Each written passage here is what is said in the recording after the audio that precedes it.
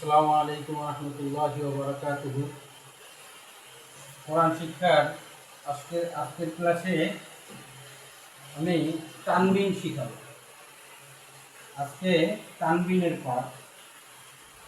তানবিন হলো, আগে আমরা পড়েছি এক জবর, এক জের, এক পেশ। এই এক জবর, এক জের, এক পেশ এটাকে হরকত বলে। আমরা পড়েছি এক জবর, এক জের, এক পেশকে হরকত বলে। এই এক জবরের সাথে আর একটা যদি জবর দেই, আর এক জেরের সাথে যদি আর একটা জের দেই, আর এক পেশের সাথে যদি আমি আর একটা পেশ দেই, তাহলে এখন হলো দুই জবর, দুই জের, দুই পেশ। এই দুই জবর, দুই জের, দুই পেশ, এই পেশটা এইভাবে দিলে ভালো দেখায় না, এই জন্য এই পেশটাকে আরবিতে এই পেশটাকে উল্টো করে দেয়। এই উল্টো করে দেয়, তাহলে এই দুই জবর হলো, দুই জের হলো, দুই পেশ। এই দুই জবর, দুই জের, দুই পেশকে তানবিন বলা হয়। এই দুই জবর, দুই জের, দুই পেশকে তানবিন বলা হয়। এই যেমন এই দুই জবর, দুই জের, দুই পেশ, এই দুই জবর, দুই জের, দুই পেশকে তানবিন বলা হয়। এই তানবিনের উচ্চারণটা কিছুটা নুনে যজম, একটা অক্ষরের সাথে যখন যজমালা নুন আসে, যেমন হামজা নুন জবর আন, আন, এই নুনের যজম প্রত্যেকটা অক্ষরের সাথে উচ্চারণ হবে। বাংলায় আমরা নয় হসন্ত যদি কোনো অক্ষরের সাথে নিয়ে আসি, তখন যেই রকম উচ্চারণটা হবে ঠিক এখনো এরকম হবে। যেমন সরেয়া ন হসন্ত, নয় হসন্ত, আন, আন, আন। তাইলে তানবিনে একটা নয় হসন্ত বাংলায় উচ্চারিত হয়। তাইলে দুই জবর, দুই জের, দুই পেশকে তানবিন বলে। এই তানবিনে বাংলায় নয় হসন্ত উচ্চারিত হয়। যেমন এইভাবে পড়তে হয়, যেমন আলিফ দুই জবর আন, বা আলিফ দুই জবর বান। দেখেন এই বায়ের সাথে যখন দুই জবর আসে, অক্ষরের সাথে যখন দুই জবর আসে, তখন একটা আলিফ লিখতে হয়। এটা আরবিতে এই আলিফটা লেখে, এই আলিফটা লিখতে আসবে কিন্তু পড়তে আসবে এরকম। যেমন ওই হাতির দাঁত কিন্তু কিছু আছে দেখানোর জন্য, আর হাতির আসল দাঁত যেটা দিয়ে খায় সেটা তার মুখের ভিতরে আছে। এই আলিফটা কিছুটা সেরকম, অর্থাৎ এটা শুধু দেখানোর জন্য আসবে, এটা পড়ার জন্য আসবে না। যেমন বা আলিফ দুই জবর বান, তা আলিফ দুই জবর তান, সা আলিফ দুই জবর সান, জিম আলিফ দুই জবর জান। যেমন আলিফ দুই জবর আন, বা আলিফ দুই জবর বান, তা আলিফ দুই জবর তান, সা আলিফ দুই জবর সান, জিম আলিফ দুই জবর জান, হা আলিফ দুই জবর হান, খ আলিফ দুই জবর খন, দাল আলিফ দুই জবর দান, দাল আলিফ দুই জবর দান, হ আলিফ দুই জবর রন, ঝা আলিফ দুই জবর ঝান, সিন আলিফ দুই জবর সান, শিন আলিফ দুই জবর শান, ওয়াও আলিফ দুই জবর ওয়ান, হা আলিফ দুই জবর হান, ইয়া আলিফ দুই জবর ইয়ান। এরকম প্রত্যেকটা অক্ষরের সাথে যখন তানবিন আসবে, তখন সেই অক্ষরের সাথে জবরের পরে একটা নুন যজম যেভাবে উচ্চারণ করে ঠিক ওইভাবে উচ্চারণ করতে হবে। যেমন আমরা পড়লাম আন, বান, তান, সান, জান, হান, খন, দান, জান, রন, ঝান, সান, শান, ওয়ান, হান, ইয়ান, ইয়া আলিফ দুই জবর ইয়ান। এরকম শব্দগুলো দেখেন, ইয়া জবর ইয়া, দাল আলিফ দুই জবর দান, ইয়াদান, ইয়াদান, ইয়াদান, সিন পেশ সু, ওয়াও আলিফ দুই জবর ওয়ান, সুওয়ান, সুওয়ান, সুওয়ান, হা পেশ হু, দাল আলিফ দুই জবর দান, হুদান, হুদান, হুদান, আইন জবর আ, মিম জবর মা, আমা, লাম আলিফ দুই জবর লান, আমালান, আমালান, আমালান, কাপ পেশ কু, ফা পেশ ফু, কুফু, ওয়াও আলিফ দুই জবর ওয়ান, কুফুয়ান, কুফুয়ান, কুফুয়ান, হা জবর হা, র জবর র, হার, সিন আলিফ দুই জবর সান, হারাসান, হারাসান, হারাসান।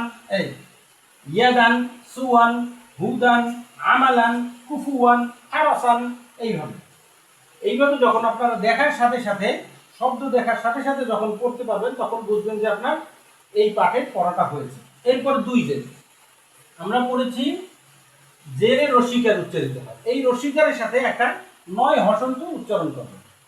যেমন হামজা 2 জের ইন, বা 2 জের বিন, তা 2 জের তিন, সা 2 জের সিন, হা 2 জের হিন, দাল 2 জের দিন, হ 2 জের রিন, সিন 2 জের সিন, সদ 2 জের সিন, ত 2 জের তিন, আইন 2 জের আইন, ফা 2 জের ফিন, কফ 2 জের তিন, কাফ 2 জের কিন, ওয়াও 2 জের উইন, উইন, হা 2 জের হিন, হামজা 2 জের ইন, ইয়া 2 জের ইন। এই রসিকারের সাথে একটা 9 হসন্ত, ইন, বিন, তিন, সিন, হিন, দিন, লিন, সিন, সিন, তিন, আইন, ফিন, তিন, কিন, উইন, হিন, ইন, ইন।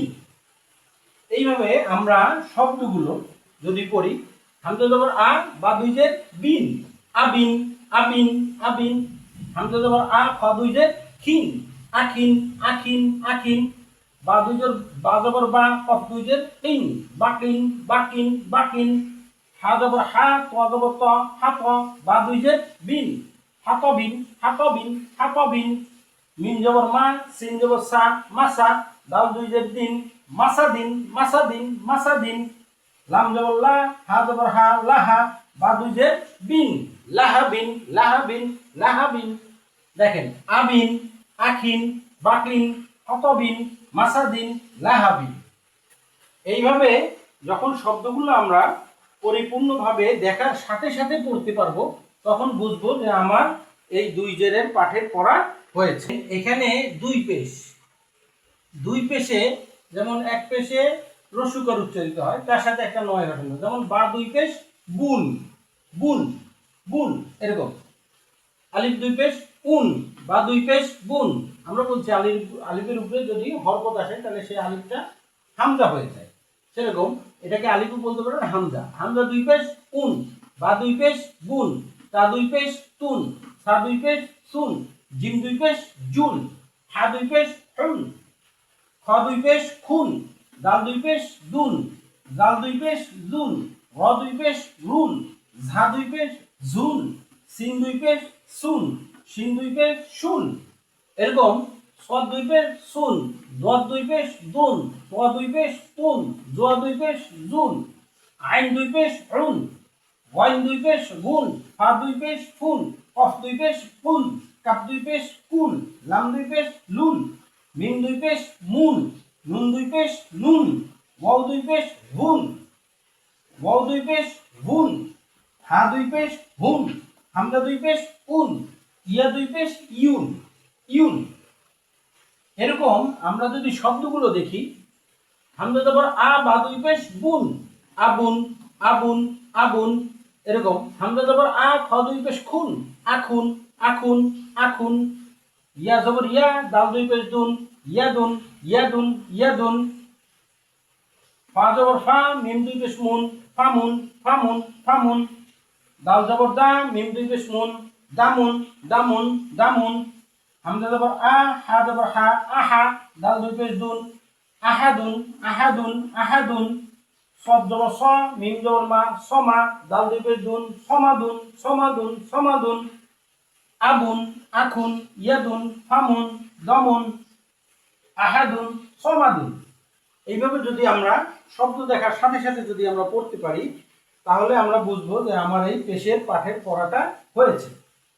আগামী ক্লাসে ইনশাল্লাহ পেশ দিয়ে কিছু শব্দের অর্থ বলা হবে, এবং আগামী সপ্তাহ থেকে আমি সরফের, যারা সরফ বা নাহু সরফের ক্লাস করতে চান তাদের জন্য আগামী সপ্তাহ থেকে আমি সরফের ক্লাস চালু করব।